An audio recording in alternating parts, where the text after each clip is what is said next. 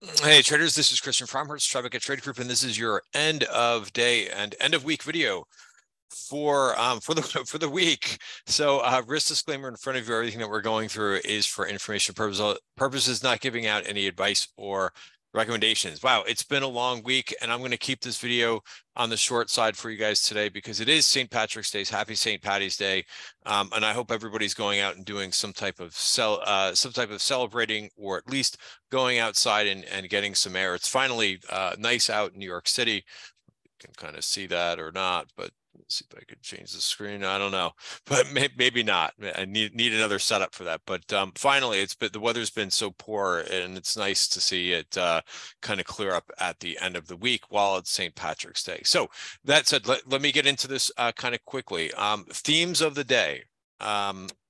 So of course, one of the big things is we still have what I just referred to as bank woes. This is the big uncertainty right now, and judging by the prices, and I'm not going to rehash all the prices, but look at what the KRE did today. It's very close to it's very close to the lows of the week, right? There was not any big rebound. Here's the weekly chart of the KRE. I mean, just amazing, and the volume just huge, but no major rebound in this at all. And a couple of days where this kind of came back a little bit, the market seemed at ease on those days, and it had pretty decent days. So but this wasn't one of them, right? Down 6% for the week. And when you think about it too, going into a weekend where you've got so many issues going on, some things that were announced with this FRC, and you could see what this name did, today was down another 32% for the week. So just ugly. And bottom line is we just don't know yet. As I've said a couple of times in these end of day videos, it's from a trader standpoint, and unless you're like really into the weeds in terms of going into what how these banks are positioned, or even working at a bank, sometimes you still won't know, right? That happened to me back in 2007, 2008, when I worked as an institutional trader at Merrill Lynch, right? I was working there, and our desk was very, very profitable. We were crushing it. We had some great years, but there were bad places. Obviously, big losses stemming from products that we didn't trade.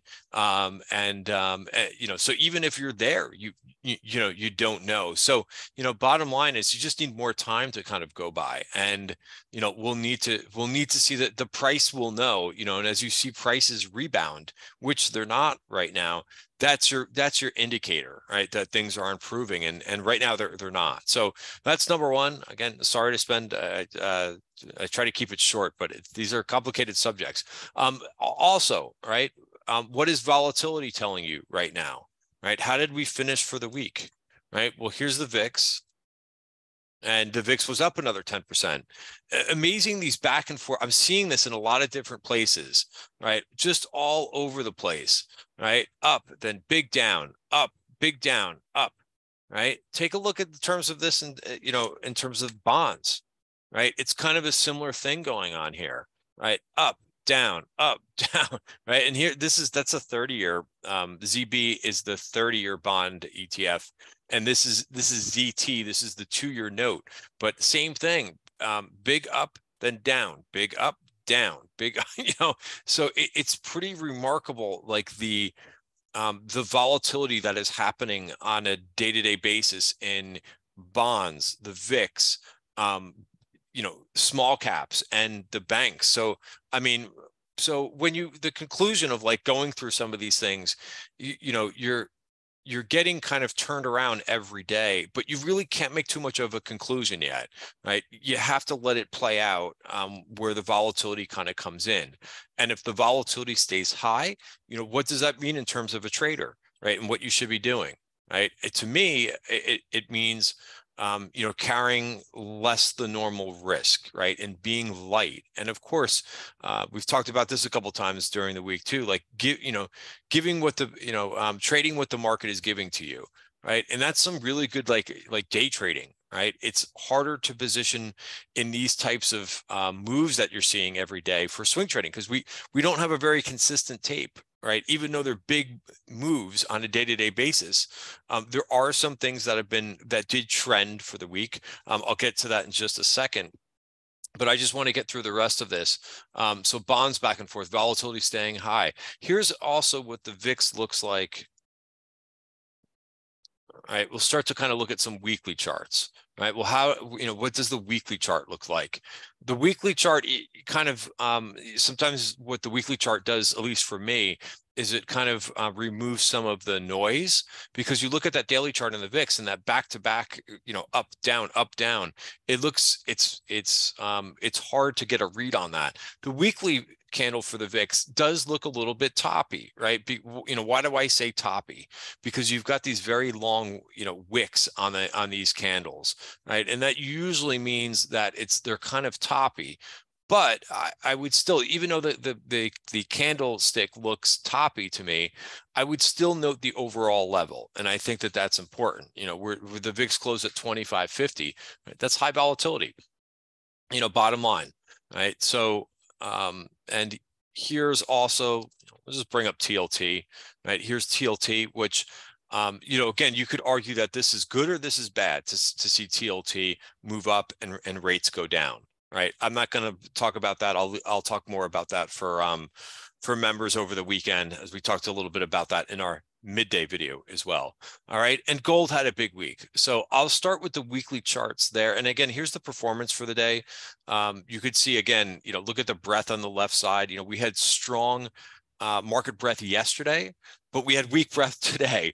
So there hasn't been any change in terms of which I'm not going to go into this one either in this video, but the NYSE McClellan summation index, which has been great to spot, whether basically for a stock trader, whether the wind is in your face and more of a difficult environment or the wind is at your back.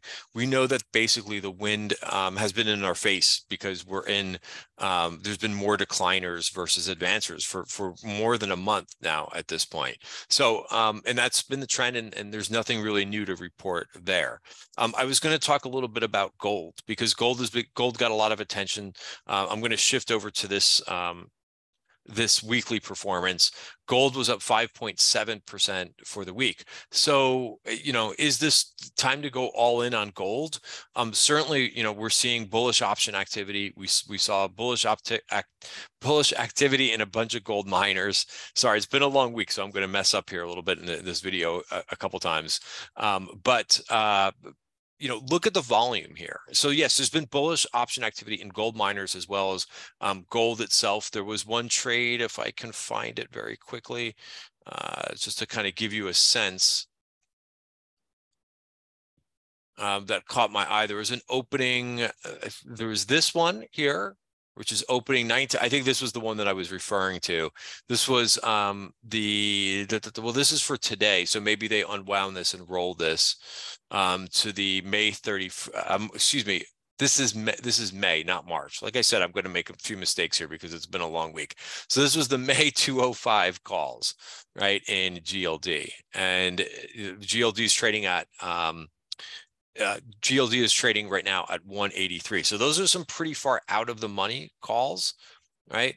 Then you also saw these more near term 19,607 contracts of the March 31st of the 185 calls. So that's closer, right? And that's also an opening trade. So somebody's pretty bullish, right? There's another order in here too, right? This was 18,000 contracts that happened. So this is a lot of bullish position. That's a $4 million trade. It's an awful lot of premium that is in some of those GLD calls. Now, take a look. So again, that's a break above the value area for the year, right? What does this, one thing to note, and the volume isn't as high as these other cases. So if you're really bullish on gold, do you really want to see high volume on your breakouts? I would argue not necessarily, because a couple of these cases, not every single one, but a couple of these cases, especially like something like this. And again, this week's volume wasn't as extreme as back in back here on this March of, interesting, it was March of last year, but look at the toppy looking candle, right? Now, this is a different looking candle. This is full on green. So, perhaps, someone is thinking that with the Fed meeting next week, that that gold is going to continue to go higher. So very interesting. I would watch, if you're looking for a support level where it's not breaking out, it's 176.21. Okay, so that's weekly candle. Let's also talk about, while I just go through the week's performance, again, I mean, this is major separation in some of these U.S. indices this week. SPY did finish up for the week, believe it or not. It was up 1%. Again, you contrast that with the small caps, which were down 2.7%. And then the other contrast is Q's up 5.8%. So I wanted to look at these individual charts really quickly.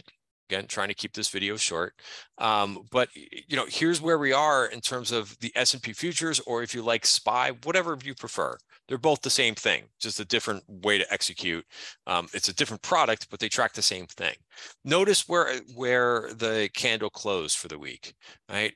It's right at the point of control for this period, and this value area, of course, is based on last year's activity. Volume at price, right?